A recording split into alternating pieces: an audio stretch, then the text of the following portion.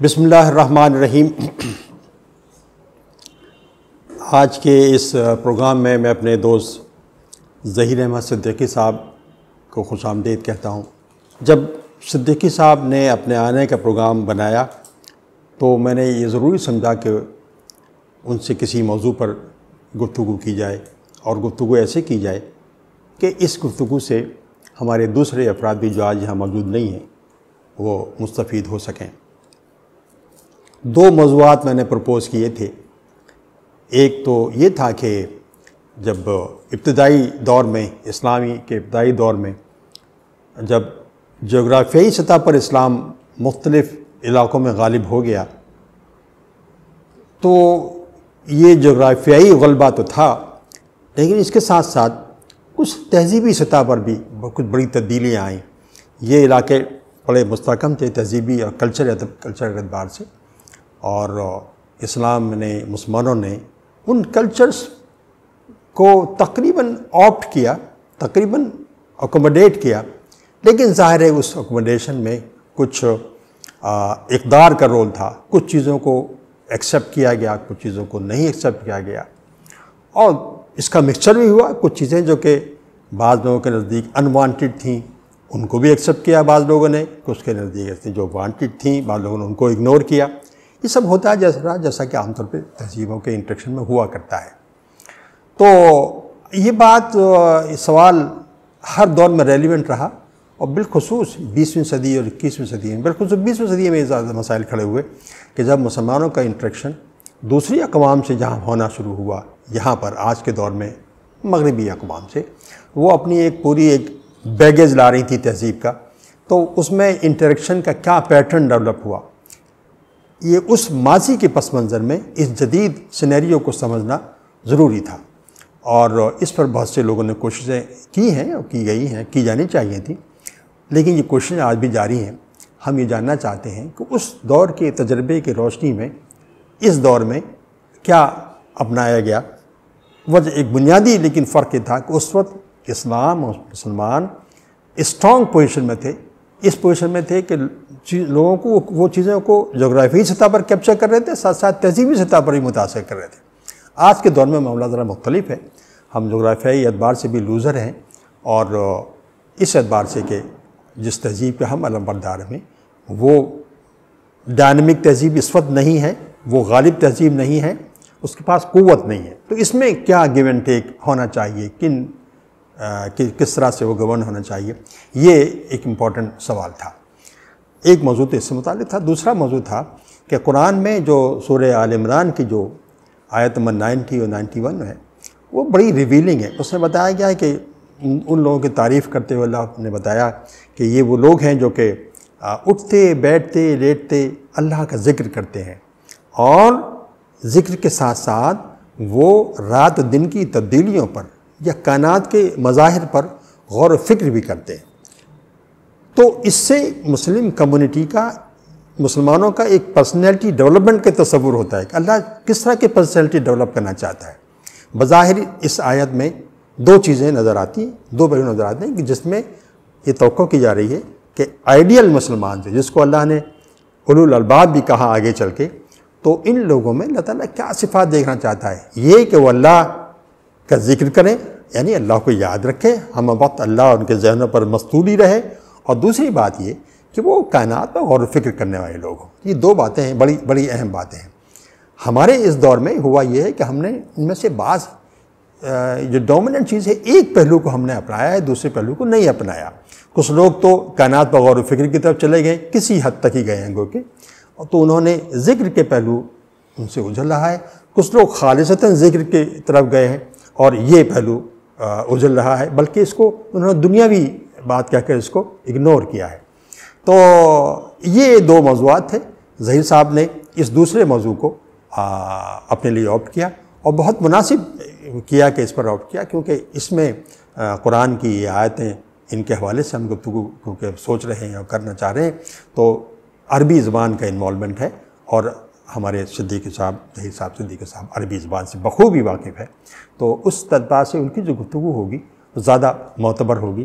اس موضوع پر اس سے پہلے میں نے بھی گفتگو کی تھی، اور انہی باتوں کو میں نے اظہار خیال کیا تھا، جس کی مختصراً یہاں کا ہے، لیکن آج ہمیں قرآن کے عالم سے، ایک عالم دین سے، ان 2 آیتوں کے پس منظر میں شخصی ارتقاء کے بارے میں سنیں گے کہ وہ ان کا علم کیا کہتا ہے، ان کا تدبر کیا کہتا ہے، ان کا فکر کیا کہتا ہے کہ ایک مسلمان کو کیسا ہونا چاہیے۔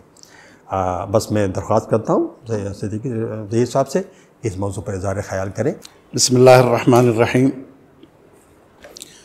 الحمدللہ والصلاة والسلام علی رسول اللہ وعلی من والہ، اما بعد۔ ہمارے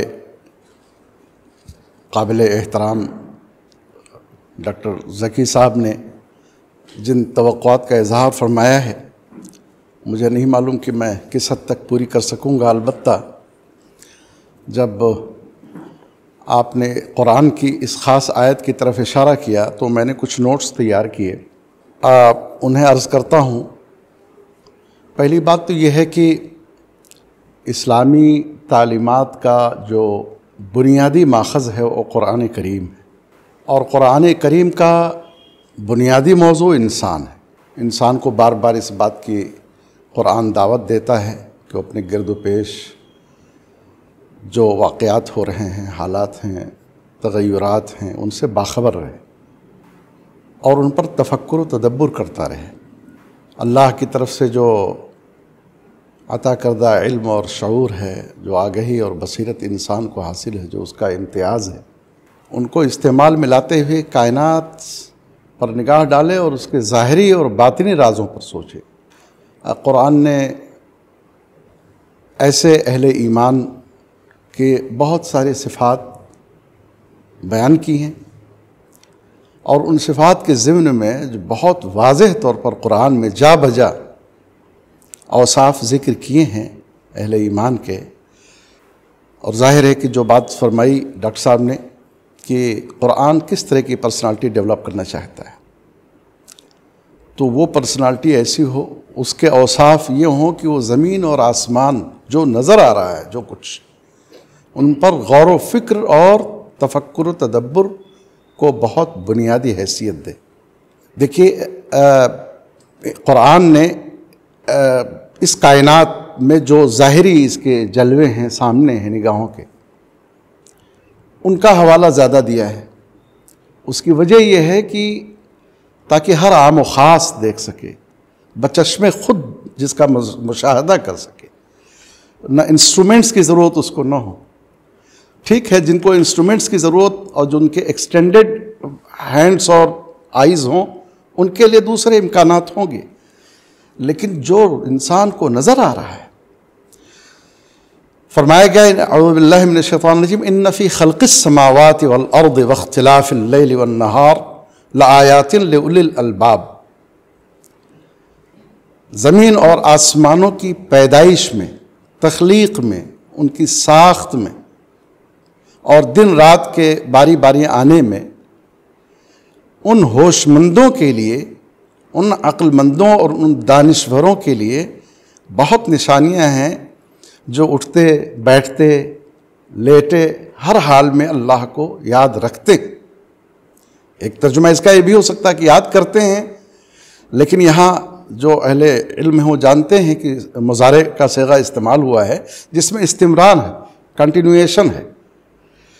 مسلسل اللہ کو یاد کرتے ہیں اور یاد رکھتے ہیں، اور زمین و آسمان کی ساخت پر جب وہ غور و فکر کرتے ہیں تو فرمایا گیا کہ الذین یذکرون اللہ قیاما وقعودا وعلی جنوبہم ویتفکرون فی خلق السماوات والارض۔ ایک بار فرمایا گیا خلق السماوات، پھر دوبارہ کہا گیا کہ زمین اور آسمانوں کی ساخت پر جب وہ غور کرتے ہیں تو پھر بے اختیار بول اٹھتے ہیں ربنا ما خلقت ھذا باطلا، اے پروردگار تو نے یہ سب فضول بے مقصد نہیں پیدا کیا، تو اس سے بلند ہے کہ تو کوئی عبث کار کرے، کوئی عبث کام کرے، پس اے رب ہمیں دوزخ کے عذاب سے بچا لے۔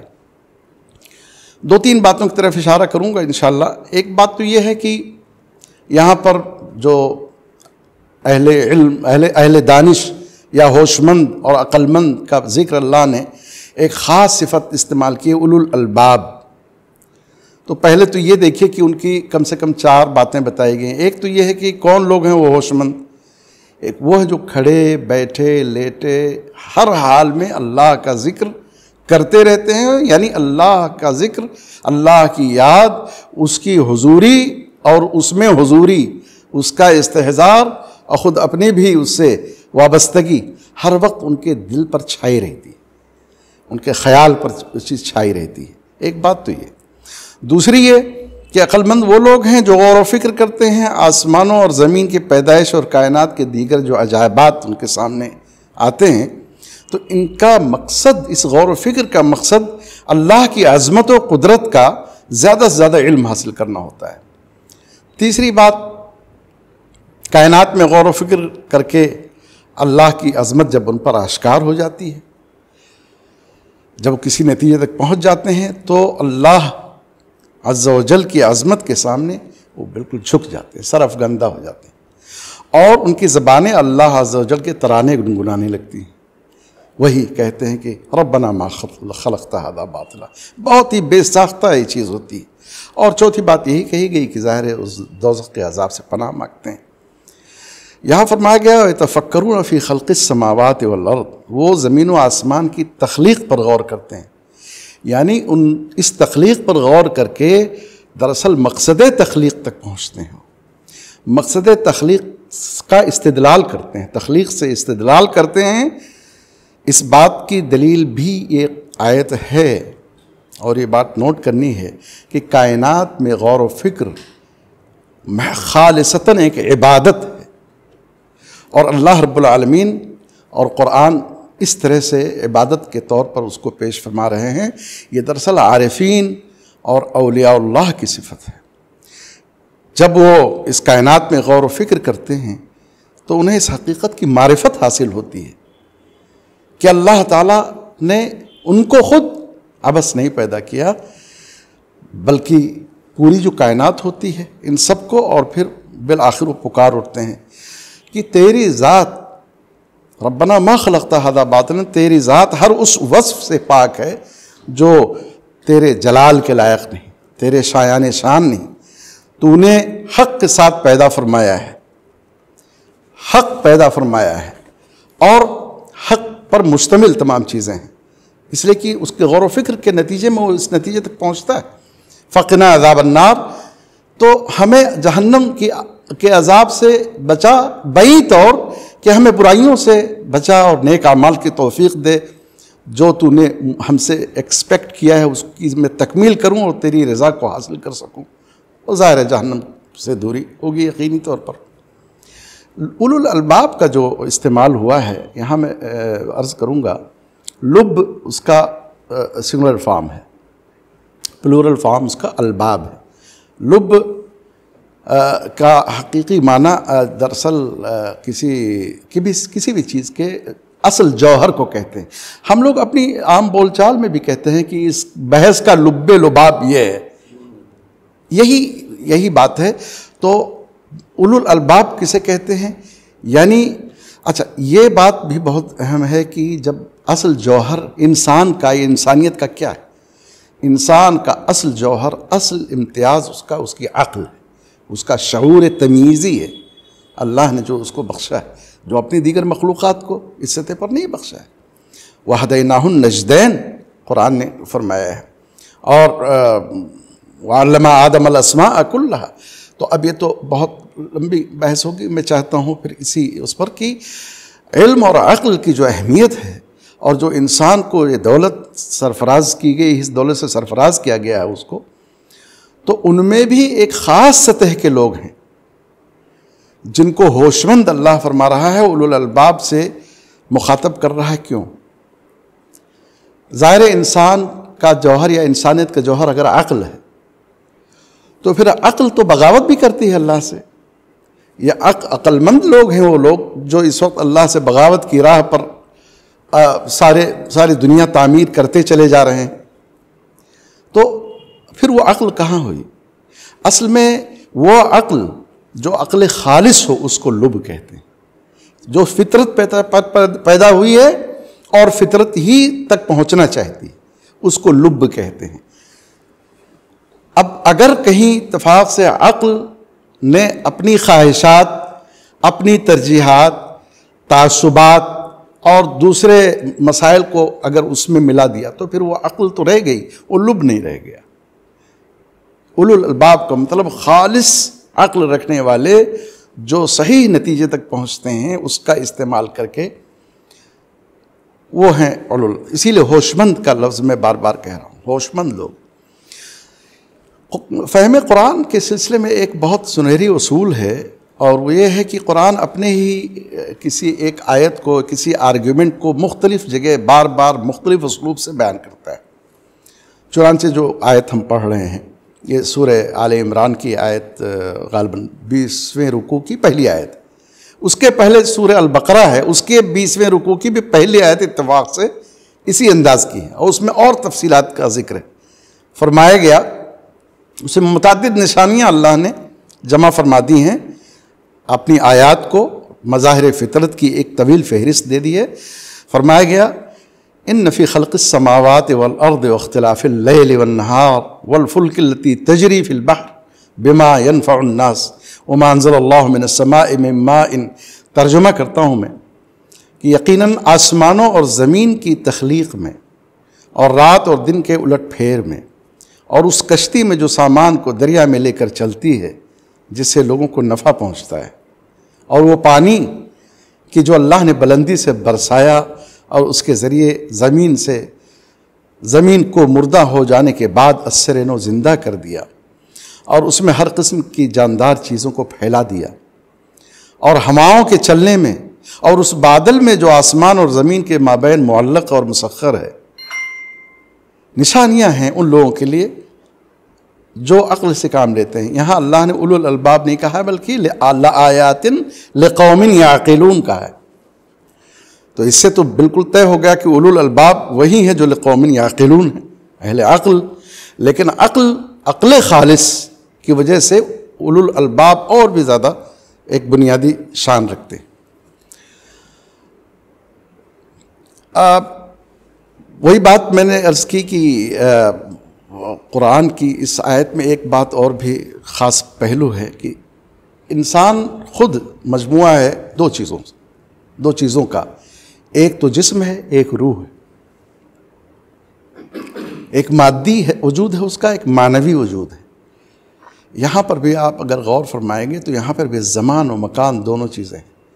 خلق السماوات والارض، آسمان اور زمین سارے، اور اختلاف اللیل والنہار، گردش، دن رات کا آنا جانا، اور زمانے کا یعنی اس ٹائم اور اسپیس، ان دونوں کا ذکر کر کے میں ایک خاص پہلو کی طرف اشارہ کرنا چاہتا ہوں، اور یہ ہے کہ جیسے اللہ رب العالمین نے انسان سے کہا کہ وہ اللہ کو یاد کرتے ہیں، اللہ کو یاد رکھتے ہیں، اللہ کا ذکر کرتے ہیں، تو ظاہر و زبانی ذکر ہے، ایک اپنے قلب سے ذکر کرتے ہیں، اپنے قلب میں یاد رکھتے ہیں اللہ کو، تو یہ روح کا ذکر ہے، یہ معنوی ہے۔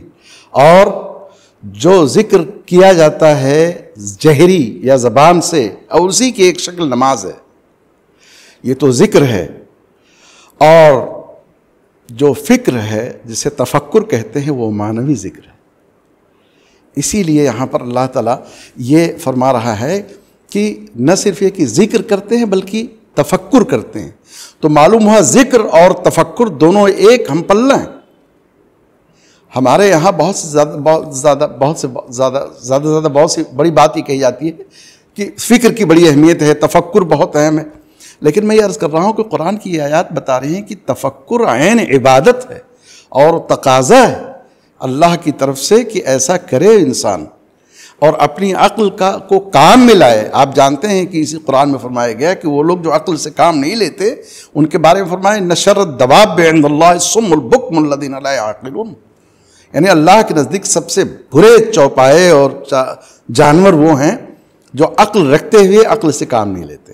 انسان اگر عقل سے کام نہ لے، اور پھر ایک پہلو اس کا یہ ہے کہ عقل سے غلط کام لے، ظاہر تعصبات ہوں گی، شہوات ہوں گی، اپنے ہوا اور ہوس کے نتیجے میں اپنے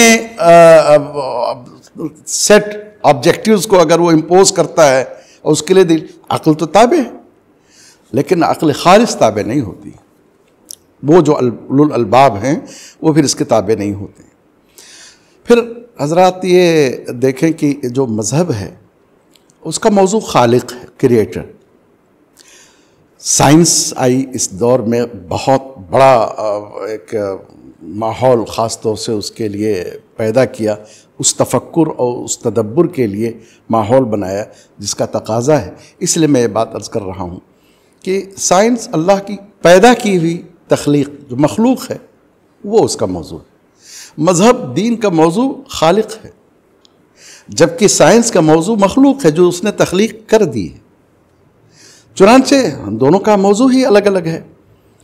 اللہ رب العالمین کی بنائی ہوئی مخلوق پر اگر اور اس کائنات میں اگر سچائی کے ساتھ تفکر و تدبر کیا جائے، غور کیا جائے اور درست اور مثبت انداز میں کی جائے تو لازماً اس سے انسان کو وہ حقیقی معرفت حاصل ہوگی جس سے وہ اپنے خالق کو پہچان لے گا۔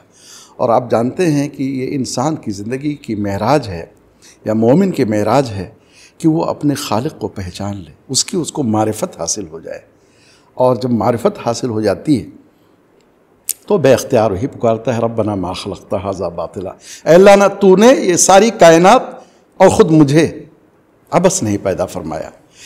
ایک جگہ قرآن میں فرمایا گیا کہ سنریہم آیاتنا فی الآفاق وفی انفسہم حتی یتبین لہم انہ الحق، ہم انہیں وہ تمام نشانیاں دکھائیں گے جو انسائٹس ہیں، جو انٹرنل سائنس ہیں انفس میں اور آفاق میں بھی جو ایکسٹرنل سائنس ہیں، اور ان کے نتیجے میں خود قرآن کہہ رہا ہے، اللہ فرماتا ہے کہ اس کے نتیجے میں، اس غور و فکر کے نتیجے میں جب وہ نشانیاں دیکھ لیں گے تو وہ بے ساختہ پکار اٹھیں گے کہ حق یہی ہے، یعنی وہی جو قرآن پیش کر رہا ہے۔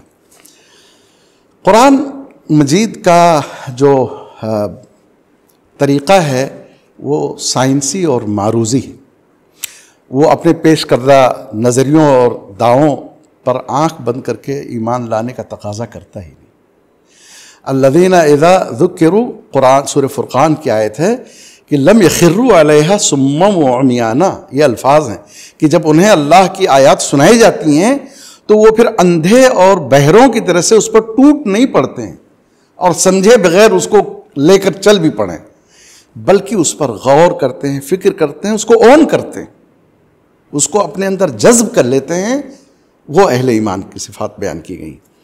تو فرمایا گیا کہ ایک جگہ فرمایا گیا وَفِي الْأَرْضِ آیَاتٌ لِلْمُوقِنِينَ وَفِي أَنفُسِكُمْ أَفَلَا تُبْصِرُونَ، دیکھیں جو یقین حاصل کرنا چاہتے ہیں ان کے لیے زمین میں بے شمار نشانیاں ہیں، اور خود تمہارے اندر بہت دور نہ جاؤ، اپنے اندر دیکھو جھانک کر۔ اور ظاہر سی بات ہے کہ جو نشانیاں انسان نے بتائی ہیں اور پھر ہر دن نئے نئے رنگ کا ظہور ہوتا ہے تو وہ کبھی ختم نہ ہونے والا سلسلہ ہے، اس لیے کہ اللہ رب العالمین نے تخلیق کیا نہیں ہے، تخلیق فرما رہا ہے، اور ہر روز اور ہر لمحہ اور ہر گھڑی تخلیق کا عمل جاری ہے۔ کل یوم ہوا فی شان، قرآن فرما رہا ہے، یعنی ایسا نہیں کہ اس نے تخلیق کر دیا اور تخلیق ہو گئی۔ آپ جانتے ہیں کہ والسماء بنیناہا بأیدی وإنا لموسعون، قرآن میں فرمایا گیا کہ آسمانوں کو اور وہ آسمان کا وہ جو تصور قرآن نے دیا ہے اس کا، یہ جو نیلی فام ہمیں نظر آ رہی ہے، یہ نہیں، یہ چرخ نیلی فام، ان آسمانوں کو فرما رہا ہے کہ ہم نے بنایا اور ہم مسلسل اسے وسعت دیتے چلے جا رہے ہیں۔ اور اہل علم جانتے ہیں کہ وسعتیں ہوتی ہیں جو اس کے درمیان خلا تو نئی گیلیکسیز پیدا ہوتی ہیں۔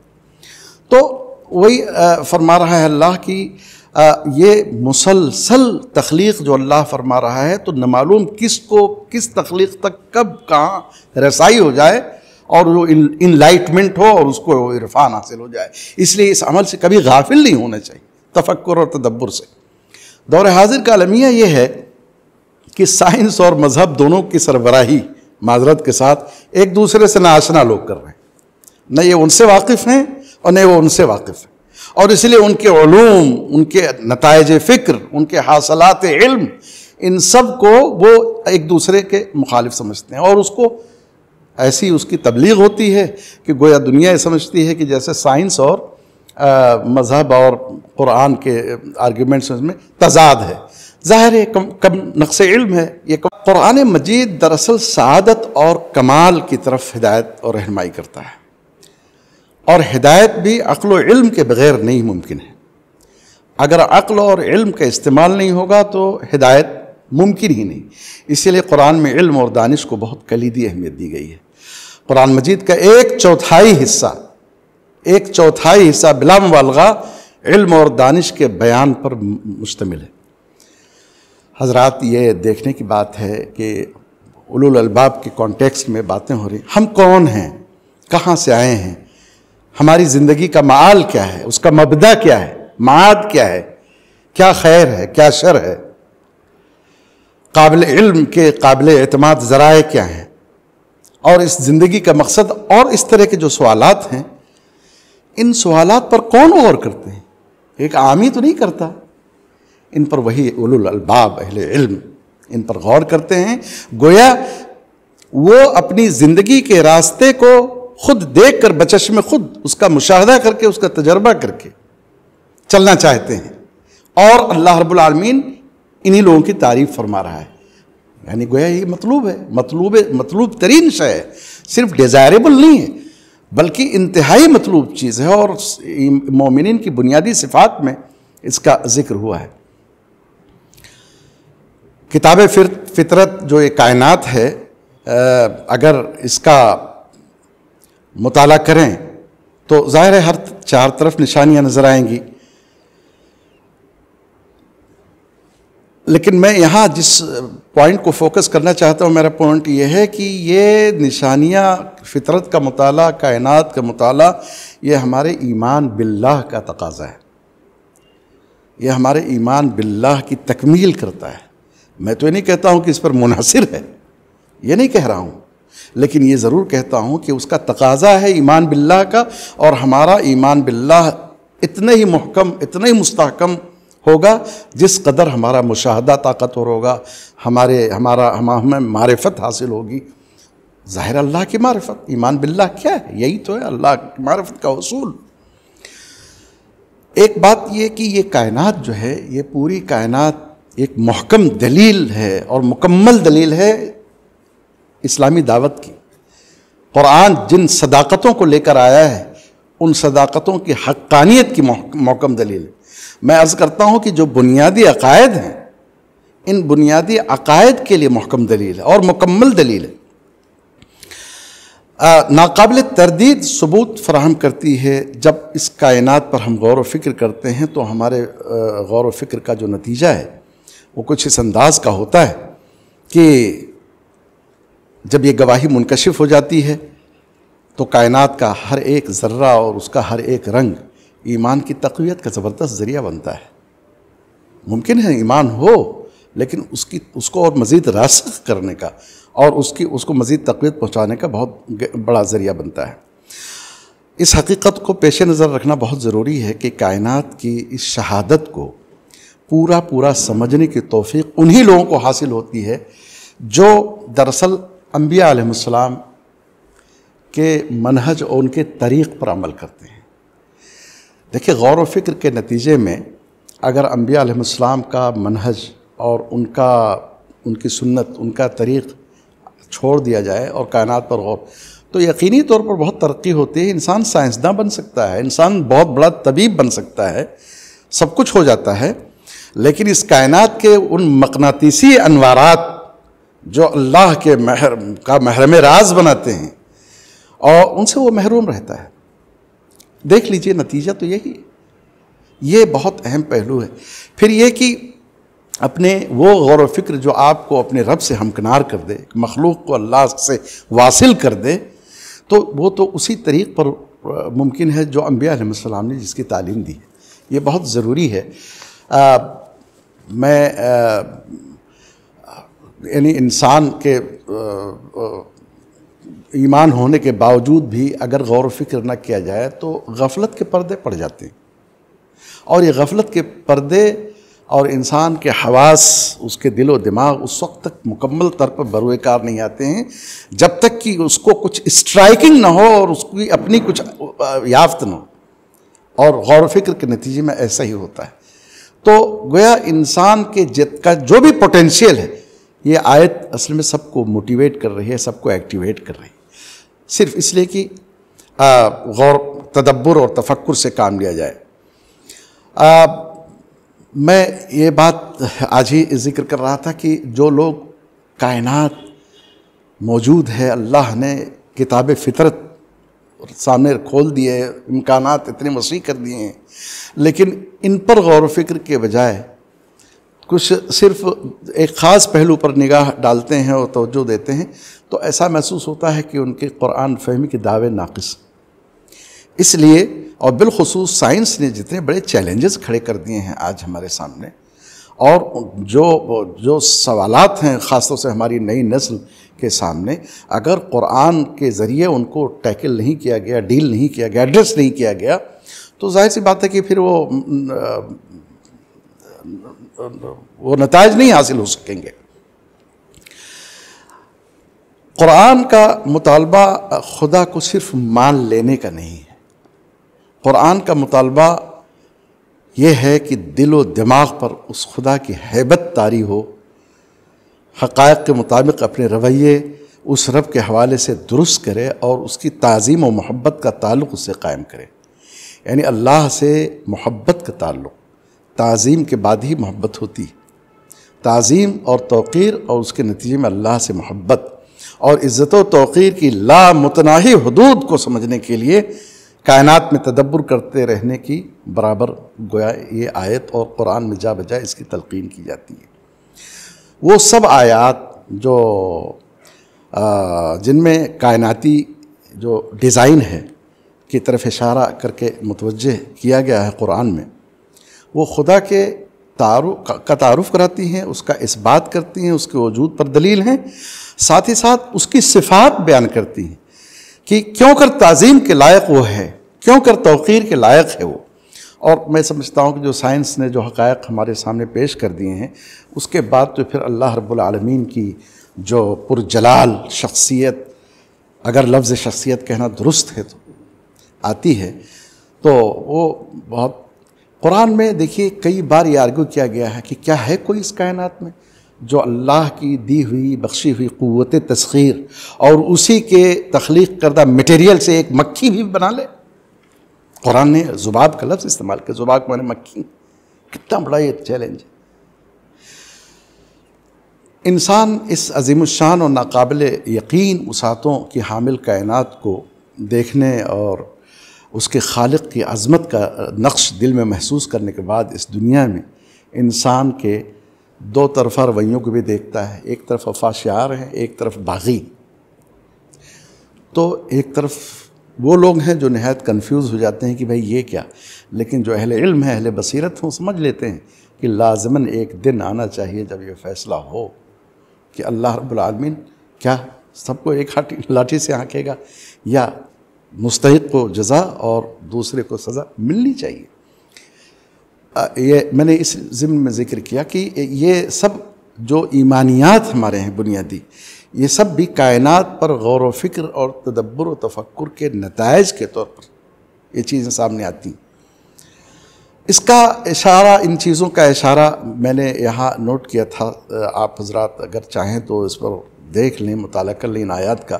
سورہ انعام کی آیت 73، سورہ یونس کی آیت 3، 4، 5، سورہ زمر کی آیت 5، 6، 7، سورہ انبیاء کی آیت 16 تا 18، سورہ حجر کی آیت 85، 86، سورہ دخان، سورہ صاد، سورہ آل عمران کی ان آیتوں کے علاوہ بھی کچھ آیتیں ہیں، سورہ جاسیہ، سورہ المؤمنون، سورہ قیامہ، اور اس طرح سے دیگر صورتوں میں اسی مضمون کو مختلف انداز سے بار بار بیان کیا گیا ہے۔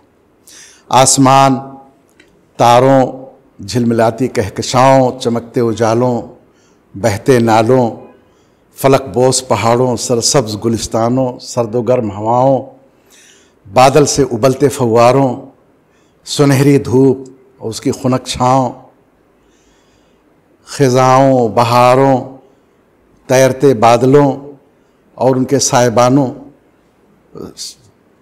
سترنگی چہکاروں، چڑھتے اترتے سورج اور گھٹتے بڑھتے چاند کے ایمان پرور نظاروں، سمندر کی بے قابو امواج یا ابلتی آبشاریں، خاک سے نکلتے سبزی، اناج اور پھلوں کے رنگ برنگی خزانوں، ان سب میں حیرت و استعجاب کی بے شمار چیزیں ہیں جن کو قرآن نے باقاعدہ موضوع بنایا ہے۔ یہ کائنات سرچشمہ نصیحت ہے، اس کے لیے وقت نکالنے کی ضرورت ہے۔ اللہ کی دی ہوئی آنکھیں، ان کے ساتھ کبھی کبھی تنہائی میں عارفانہ نگاہ سے اس کو دیکھنے کی ضرورت ہے۔ اگر یہ حس انسان میں بیدار ہو جائے تو وہ بہت چھوٹی چھوٹی چیزوں سے وہ بہت بڑے بڑے نتائج تک پہنچ سکتا ہے۔ اللہ رب العالمین یہ توفیق بھی دیتا ہے، اس کو معرفت کی نگاہ حاصل ہوتی ہے۔ ہم چھوٹی چھوٹی چیزیں جن لوگوں کو سمجھ کر کے جن چیزوں کو چھوڑ دیتے ہیں، آگے نکل جاتے ہیں، یہ ہمیں اپنی گرفت میں لینے، ٹرانس میں لے لیں۔ ہم لوگ چونکہ وہ بچپن ہی سے ایک سرسری نگاہ سے اس کائنات کو دیکھنے کے عادی ہیں، جو آپ نے شروع میں فرمایا کہ اس پر توجہ نہیں دی جاتی۔ یہی وجہ ہے کہ وہ معرفت کی معراجی کیفیات تک کا تجربہ نہیں ہوتا۔ ضرورت اس بات کی ہے کہ اس پر وقت دیا جائے تاکہ اللہ کی اس کائنات کا، اس کتاب فطرت کا مشاہدہ طاقتور ہو۔ وآخر دعوانا الحمدللہ رب العالمین۔ تو یہ جو گفتگو ہمارے سامنے آئی ہے سورہ آل عمران کی چند آیتوں کے پس منظر میں گفتگو ہوئی، لیکن اس طرح کی آیتیں قرآن کے اندر بے شمار ہیں، اور ان سے لگتا ایسا ہی ہے کہ قرآن کا منشا یہ ہے کہ جو شخصیتیں قرآن کے پس منظر میں یا قرآن کی بنیاد پر تعمیر ہوں، ان کے اندر کم از کم یہ دو صفات ضرور ہونی چاہیے۔ ایک تو یہ کہ وہ اللہ ان کے ذہنوں پر ہم وقت مستولی رہے، چھایا رہے، اور دوسرے یہ کہ یہ کائنات سے وہ ایسے نہ گزر جائیں کہ جیسے اجنبی لوگ ہوتے ہیں، کائنات کو وہ موضوع بنائیں، کائنات پر غور و خوض کریں، اور کائنات ان کو جیسے روک لے، جب کوئی چل رہے ہوں، جا رہے ہوں، تو کائنات ان کو متوجہ کرے کہ یہ ہے کیا۔ اگر یہ چیز نہ ہو تو گویا ایسا لگتا ہے، اس کے بارے میں قرآن نے خود کہا کہ جیسے وہ اندھے ہیں، گونگے، بہرے ہیں، اس طرح کی بات۔ تو اس وقت جو ہمارے ہاں صورتحال ہے اس میں یہ ہے کہ یا تو ذکر کے لوگ، ذکر کے پروردہ لوگ ہیں جو ذکر ہم وقت ذکر میں مصروف رہنا چاہتے ہیں اور بڑا لطف آتا ہے اس کے اندر، ظاہر بھائی لطف کی چیز ہے بھی وہ، یا پھر کچھ لوگ ایسے ہیں جو کائنات پر غور و خوض ہی ان کا پیشہ بنا ہوا ہے، یعنی ایک پیشہ ورانہ طور پر لیتے ہیں، لیکن کائنات میں غور و خوض بھی بڑا خوبصورت تجربہ ہوتا ہے، بہت زبردست قسم کا تجربہ ہوتا ہے، لیکن اس تجربے سے کم ہی لوگ گزرتے ہیں۔ تو منشا اللہ تعالیٰ کا یہ ہے کہ یہ تجربے عام ہوں، اور کم سے کم وہ لوگ جو اللہ پر ایمان لائے ہیں وہ اس تجربے سے گزریں، اللہ یہ چاہتا ہے۔ اب اس کے لیے فطرت سے قریب رہنا بہت ضروری ہے۔ تو فطرت سے قریب رہنا جو ہے وہ ایک ایسے کلچر کی طرف اشارہ کرتا ہے جس میں آدمی اپنی سرگرمیوں کے پس منظر میں فطرت سے قریب رہتا ہے۔ اب یہ فطرت سے قریب، جیسا کہ آپ نے کہا کہ اس طرح بھی ہو سکتا ہے کہ آدمی جو کچھ اس کو دیا گیا ہے مشاہدے یا تجربہ، وہ جو کچھ کرتا ہے ہماری نیکڈ آئی کے ذریعے سے اس کے ذریعے بھی قریب رہ سکتا ہے، اور جو ایکسٹینڈڈ جو چیزیں ہیں، ایکسٹینڈڈ نظر ہے ہماری، ایکسٹینڈڈ عقل ہے ہماری، اس کے ذریعے بھی رہ سکتا ہے۔ ایک کے ذریعے دوسرے کے ذریعے تہذیب ڈیولپ ہوتی ہے، یعنی کہ ہم کائنات کی مختلف اشیاء میں غور و خوض کرتے ہیں تو ایک تہذیب ڈیولپ ہوتی ہے، کچھ چیزیں نئی آتی ہیں، کچھ پروڈکٹ سامنے آتے ہیں، اور خالص ذکر کے ذریعے تہذیب ڈیولپ نہیں ہوتی۔ انسان کا کردار تو بنتا ہے، انسان کی ایک خاص قسم کی تصویر تو بنتی ہے، لیکن تہذیب جسے کہتے ہیں، تہذیب سے مطلب یہ کہ کائنات میں بکھری ہوئی اشیاء ہیں، ان کو استعمال کرنے کا سلیقہ، ان کو استعمال کرنا اور ان میں انوالو ہو کے اور چیزیں نئی بنانا، اس معاملے میں جو لوگ بہت آگے ہیں وہ ذکر سے کوئی تعلق نہیں ہے ان کا، جنہوں نے دنیا کو اس پر تعمیر کر رکھا ہے وہ ذاکرین میں شامل نہیں ہیں۔ تو اب یہ بات آپ نے اشارتاً کہی ہے، یہ بات کہ ان کے یعنی ان کوئی عقل میں، عقل کے جو استعمال وہ کر رہے ہیں اس میں وہ لب والا معاملہ نہیں ہے، تو لب والا معاملہ جو ہے پھر ایک فرد کا کردار ہی تو بناتا ہے، لیکن تہذیب ڈیولپ نہیں کرتا. تو یہ بغیر لب کے بھی اس کو بھی ہمارے ہاں اہمیت دی گئی ہے ماضی میں، جس کے نتیجے میں ایک ایسی تہذیب ڈیولپ ہوئی تھی، اس میں ایک ترقی ہوئی تھی اور مادی اشیاء کو استعمال کیا گیا تھا، اصول و ضابطے بنے تھے، کائنات سے متعلق وغیرہ وغیرہ بہت سے لاز فریم کیے گئے تھے. تو وہ تہذیبی ارتقا تھا. تو اس میں لب نہیں نظر آتا، اور لب اگر ہے بھی تو وہ ڈورمنٹ ہے کچھ لوگوں کے نزدیک. جیسے بڑے بڑے نام ملتے ہیں سائنسدانوں کے، اس میں وہ لگتا ہے کہ وہ قرآن کے آیات سے متاثر ہیں، تو لب ہے ان کے اندر، اور لیکن یہ لب آج تو نہیں ہے بالکل، اور تہذیب بہت تیزی سے ڈیولپ ہوئی ہے. یہ سوال ہے. تو اس لب کی اہمیت ایک صرف پرسنل ہے یا قوت کے حصول سے بھی سے کوئی تعلق ہے؟ آپ اس پہ کچھ روشنی ڈالیں تو اچھا رہے گا. نہیں احمد تم کچھ کہو گے؟ شاہ صاحب آپ کچھ کہیں؟ بہت اہم سوال ہے.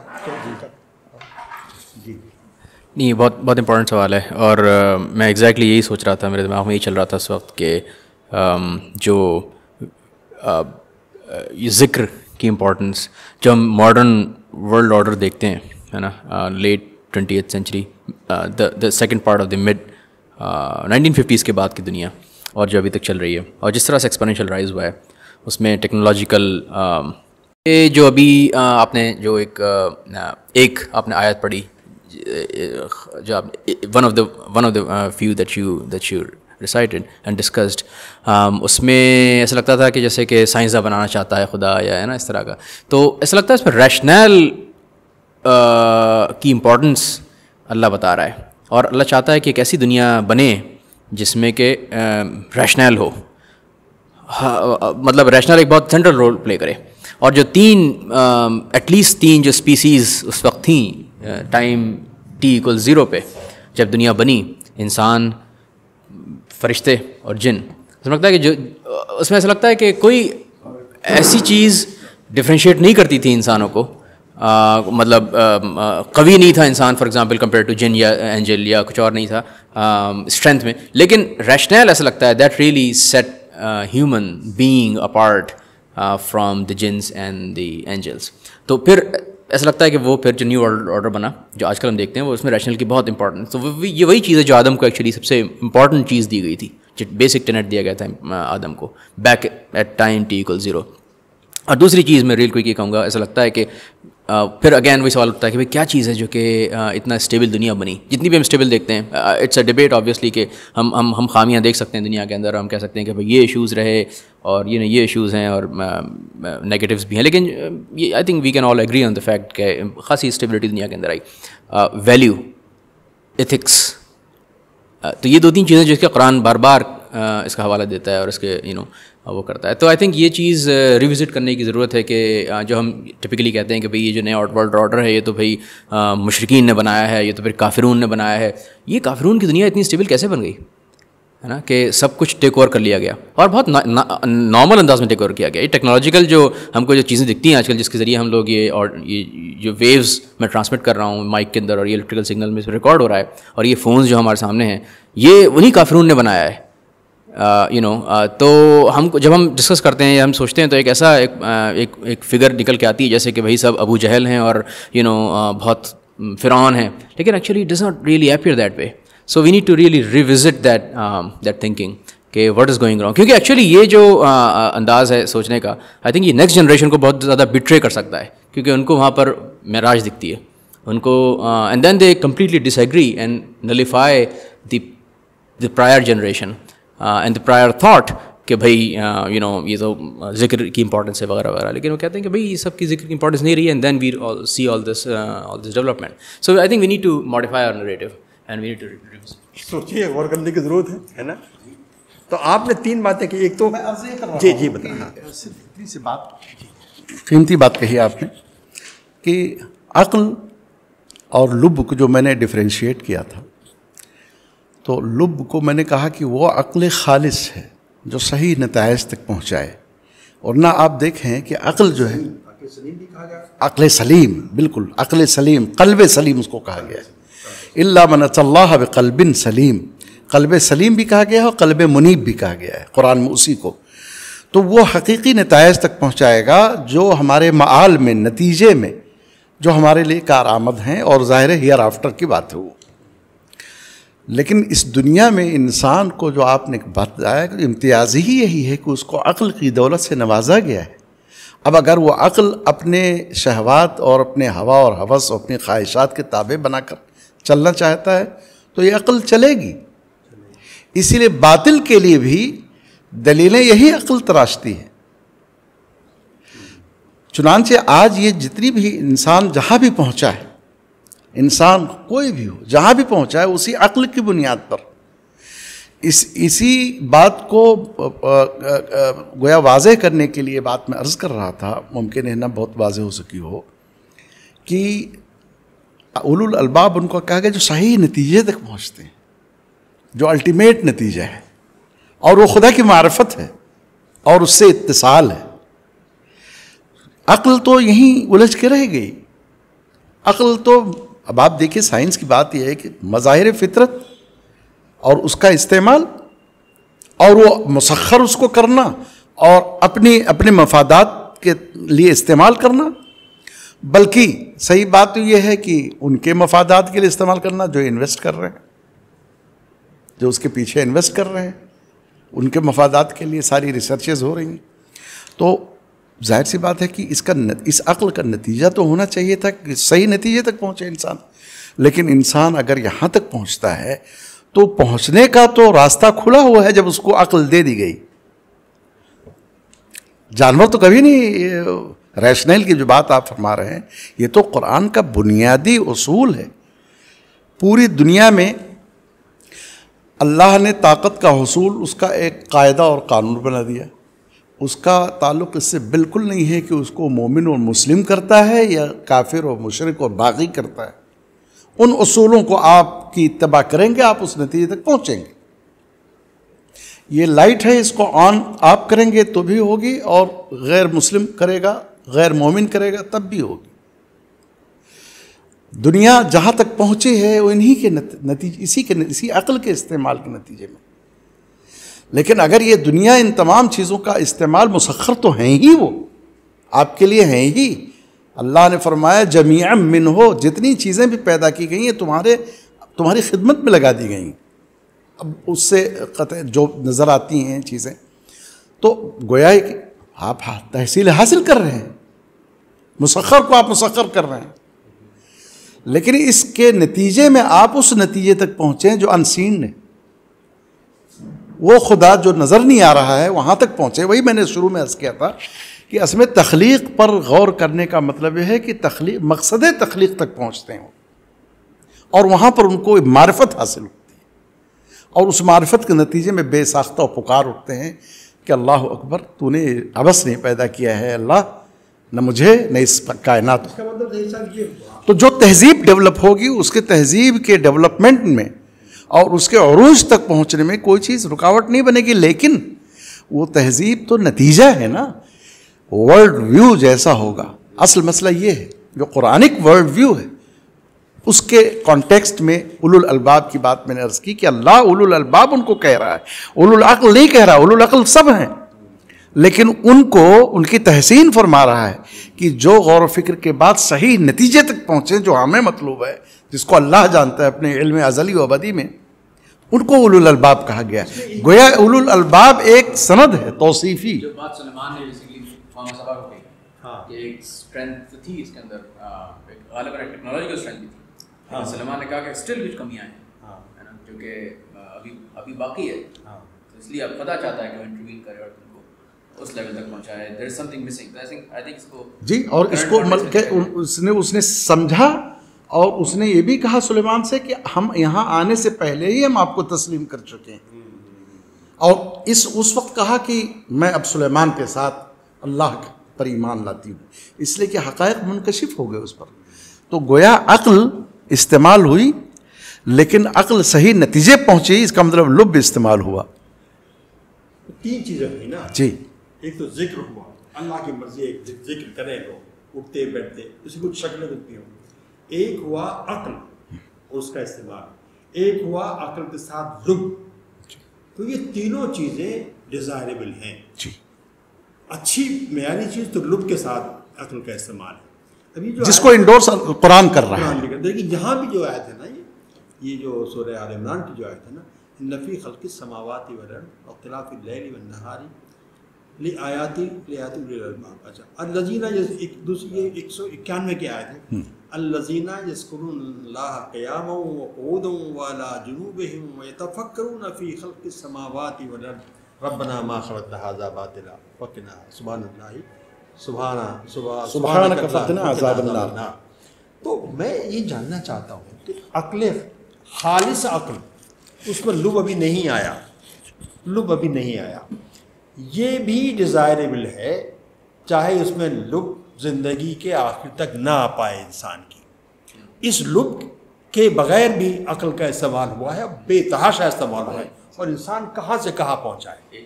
اور جناب آج جو کون سی وہ ویب کیا ہے, جیمس ویب کی کائنات کی جو وسعتیں ظاہر ہو رہی ہیں, بھائی اس میں لب نہیں ہے کہیں پہ بھی.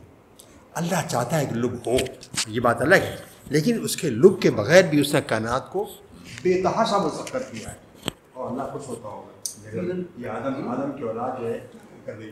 مجھے وہ مسلم آتھر کا تو اس وقت یاد نہیں آ رہا, لیکن وہ جو لائف آف ہے جو کتاب ہے, آئی تھنک یہ 11th-12th سینچری غالباً اس کی بات ہے, رائٹ, یہ 13th سینچری. اچھا سر, تو اس میں ایک ایسے آرگینزم کی طرف اشارہ ہے جو کہ بعد میں ایک کریچر بنتا ہے, اور غالباً وہ انسان ہے. یہ کائنڈ آف ایک ایولیوشن کا اسٹیج دکھائی ہے, اور اس میں خدا کو کہیں انوالو نہیں کیا گیا.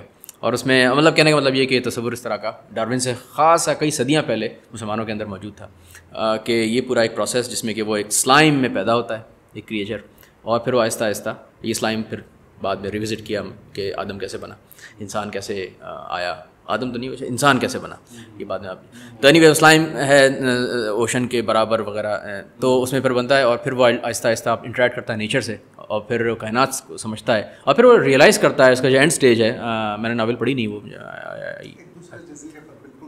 ایگزیکٹلی تو پھر وہ الٹیمیٹلی شاید ریئلائز کرتا ہے کہ کریچر کون تھا. تو ایسا لگتا ہے کہ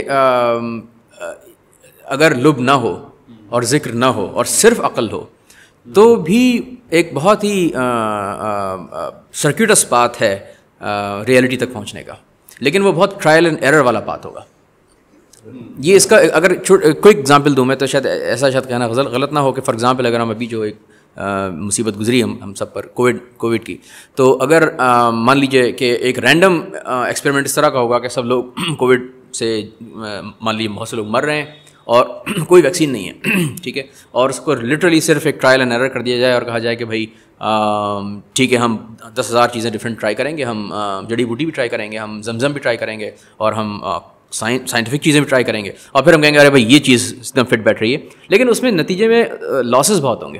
سو بہت سے لوگ زیادہ مریں گے. اگر آپ اپنی نگاہ کو بائس کر دیں تو غالباً جو لب ہے اور ذکر ہے وہ ایکچولی نگاہ کو بائس کرتا ہے. قرآن بک آف سائنس تو نہیں ہے, لیکن اور بک آف ویژن بھی نہیں ہے کہ آپ کس طرح دیکھیں, لیکن آپ کو بتاتی ہے کہ آپ کو ایکچولی کائنات کو کس طرح دیکھنا ہے نا. تو مطلب اس میں رادر دین یہ کہ سائنس ڈھونڈی جائے قرآن کے اندر کہ بھائی انسان کیسے ایوالو کیا اور وغیرہ وغیرہ, جو ڈسکشن تھوڑا پہلے ہوا تھا ابھی, لیکن اس کو رادر دین دیٹ ایک نگاہ مل جائے سائنس کو آپ کے اپروچ کو, تو اس سے پھر سمجھ میں آئے گا کہ بھائی یہ جو آج کل ہم کرنٹ مسئلے دیکھ رہے ہیں. فار ایگزامپل سب سے پہلا مسئلہ جو پرابلم سالو ہو سکتی ہے مجھے لگتا ہے قرآن کی بیس پر, وہ کلائمیٹ چینج ہے کہ آپ نے تشدد کیا کائنات کے ساتھ, ہے نا. تو جو تھرڈ ڈائمینشن جو ہے بیسکلی کہ انسان کا ریلیشن, انسان خدا کا, اور پھر انسان کائنات کا ریلیشن, نیچر کا ریلیشن. اسی طرح سے ڈپریشن کے پرابلمس ہیں, ہے نا. اسی طرح سے پھر جو سارے آج کل جو انکنٹرولڈ کیپٹلسٹ ہے امریکہ کے اندر جو رائز کر گیا ہے آج کل, جو کارپوریٹ ورلڈ میں رائز کر گیا ہے, تو وہ ایک ویلیو لیس سسٹم میں ایسے ایگزیکٹلی آپ یہ ایکسپیکٹ کریں گے کہ بھائی سارا پیسہ جمع کرو اور پھر ہم اس کو بیسکلی جو غریب ممالک ہیں ان کو ہم کرش کریں ٹیکنالوجی کو یوز کر کے, just for one purpose, and the purpose being our hegemony. یہ قرآن کے یہ عقل تو اس کو سپورٹ کرے گی, عقل کہے گی آپ بلینئر ہیں تو آپ کل ٹریلینئر کیوں نہیں ہو گئے, ویلکم, ٹھیک ہے, لیکن قرآن اس کو سپورٹ نہیں کرے گا کیونکہ وہ قرآن لب بھی ہے عقل بھی ہے. میں صرف اتنا اضافہ اس میں کرنا چاہتا ہوں کہ قرآن فیصلہ سپورٹ نہیں کرے گا اس دنیا میں سپورٹ کرنے سے کوئی تعلق نہیں. جو اللہ نے سیٹ قوانین بنا دیے ہیں اس پر جو بھی کوشش کرے گا پائے گا. قرآن سپورٹ نہیں کرے گا. میں یوں لیتا ہوں کہ آخرت میں اللہ کے یہاں جب جواب دہی کا مسئلہ آئے گا تب جب یہ فیصلہ ہوگا تو انہوں نے ہماری مرضی کی تکمیل کی یا نہیں کی. تمہارے سامنے یہ چیز تھی کہ میں مل جاؤں تمہیں تو اس کا، لیکن عقل کافی ہے، مکمل ہے. میں نے اسی لیے عرض کیا کہ لب دراصل ایک اضافی توصیفی چیز ہے کہ وہ صحیح نتیجے تک پہنچاتی ہے. یعنی وہ لوگ جو صحیح نتیجے تک پہنچتے ہیں باعث جی تو وہ گویا قلب سلیم، عقل سلیم ہے، وہ اولو الالباب ہیں وہ. یعنی اللہ تعالیٰ ان کو گویا ان کی تحسین فرما رہا ہے. لیکن عقل کے کام یا مقام یا اس کے فنکشن سے اس میں کسی طرح کا کوئی انکار نہیں ہے. یہی وجہ ہے کہ وہ معاشرے، وہ سوسائٹیز جو اللہ پر ایمان نہیں رکھتے بلکہ اللہ کے باغی، آپ مذاق اڑاتے ہیں ہے نا. ہم تو ایک مومن تو ایک سیکنڈ کے لیے سوچ بھی نہیں، تصور بھی نہیں کر سکتا اللہ کا انکار ہی، لیکن وہ مذاق اڑاتے ہیں. لیکن وہ بھی ترقی کر رہے ہیں، گویا عقل ان کا کام کر رہی ہے اور اس میں اللہ کی طرف سے کوئی رکاوٹ نہیں ہے. کتنے لوگ ہیں، کتنی قومیں ہیں جو اس کے ساتھ ہی چلی گئی، دنیا سے ختم ہو گئی. تو اصل میں اللہ کے یہاں جو جواب دہی، اور وہ بھی جس کا فیصلہ وہ آخرت میں کرے گا. کچھ چیزیں تو ایسی ہیں جو اسی دنیا میں، اسی حیات دنیا ہی میں ہو جاتی ہیں، جس کو آپ کہتے ہیں کہ بھائی ایکشن ری ایکشن، اس کا رد عمل، ساری چیزیں ہوتی ہیں تو سب چیز نپٹا دی جاتی ہیں. دیکھیے قرآن کی ایک آیت ہے وَلَيْسَ لِلْإِنسَانِ إِلَّا مَا سَعَىٰ. انسان کو وہی کچھ حاصل ہوگا جس کے لیے وہ سعی کرے گا، کوشش کرے گا. اب سعی کو آپ جتنا چاہیں وسیع کریں، کچھ ادا کریں. وَأَنَّ سَعْيَهُ سَوْفَ يُرَىٰ. اور جو کچھ اس نے سعی کی ہے، کوشش کی ہے، جد و جہد کی ہے، اسٹرگل کیا ہے، محنت کی ہے، اس کے نتیجے میں تو اس کو اس کا نتیجہ دیا جائے گا.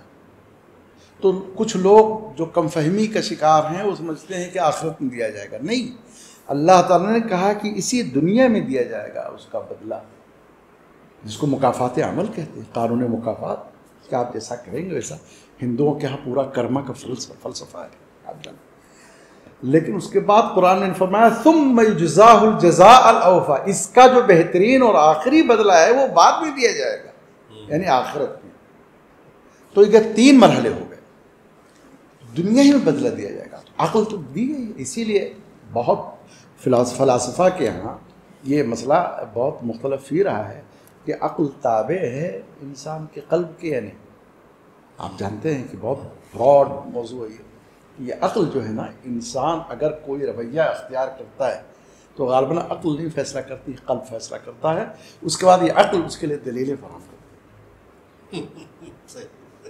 اسی لیے عقل پر انحصار کر کے آپ پڑھیں، آپ بڑھیں گے، تہذیبیں وجود میں آئیں گی. لیکن وہ باغی تہذیب ہوگی اللہ سے. تب اللہ کے کانٹیکسٹ میں، عقیدہ آخرت کے کانٹیکسٹ میں یہ ضروری نہیں ہے کہ باغی ہو، غرور آ جائے گا. ان کا صفات یہ ہوگی، جو لوگ عقل کی بنیاد پہ سب کریں گے تو وہ ان کی ایک صفت میں تبدیلی آئے گی. بغاوت ضروری نہیں، غرور ہو جائیں گے. بغاوت ضروری نہیں ہے، بغاوت ضروری. جی اور کوئی سوال؟ اچھی ڈسکشن رہا. میں خاص ایک مختصر ہونے کا ایک فائدہ یہ ہے کہ ہم لوگ بہت فرینکلی کسی موضوع پر گفتگو کر سکتے ہیں. اور ظہیر صاحب کے وجود سے ہمیں فائدہ ہوا کہ کیونکہ زبان کا مسئلہ آپ کے نزدیک نہیں ہے. اگر ہم کچھ چیزیں مثلا یہ بات نہیں نا آپ نے کہ وہ کہا کہ یعنی کبھی کبھار کرتے ہیں، مسلسل کرتے ہیں، ہے نا. تو ابھی جو نمازوں کا معاملہ یہ تو ہم دن میں 5 بار ایک کیٹیگری وقت فرق کرتے ہیں. لیکن یہاں مقصود یہ ہے کہ ذکر ایسا اس میں کہ ہم وقت ہم اللہ کے سامنے اپنا آپ کو محسوس کریں. کوئی فیصلہ کر رہے ہیں یار اللہ نے کیا چاہا ہے، یہ ہمارے دل میں خیال پیدا ہو جائے کہ ایسا تو نہیں اللہ ناراض ہو جائے گا. یہ بھی یہ ڈیزائربل ہے دس ون. تو آپ حضرات کا بہت بہت شکریہ کہ یہ نشست میں آپ کو شریک ہوئے اور اس ڈسکشن کو بہت قیمتی اور جاندار بنایا. یہ انشاءاللہ یہ اس موضوع جو دائرہ خان ہوا ہے، اس موضوع پر اس سے پہلے بھی ہم گفتگو کر سکیں، میں نے انیشیٹ کیا تھا. لیکن آج کی گفتگو جو ہے وہ اس انداز بہت کی ہے.